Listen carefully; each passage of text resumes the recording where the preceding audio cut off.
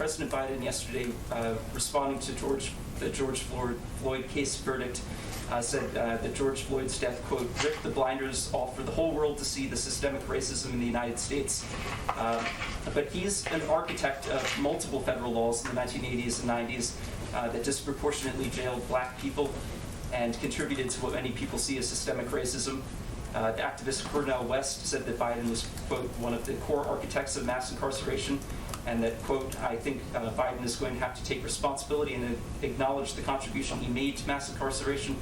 To what extent does President Biden acknowledge his own role in systemic racism, and how does that inform his current policy positions? Well, I would say that one of the president's core objectives is addressing racial injustice in this country, not just through his rhetoric, but through his actions. And what anyone should look to is his advocacy for passing the George Floyd Justice and Policing Act, for nominating leaders to the Department of Justice to address long, outdated policies, and to ask his leadership team here in the White House to prioritize these issues in his presidency, which is current and today and not from 30 years ago. Does he believe it's important to accept his own culpability? I think I've answered your question. Go ahead.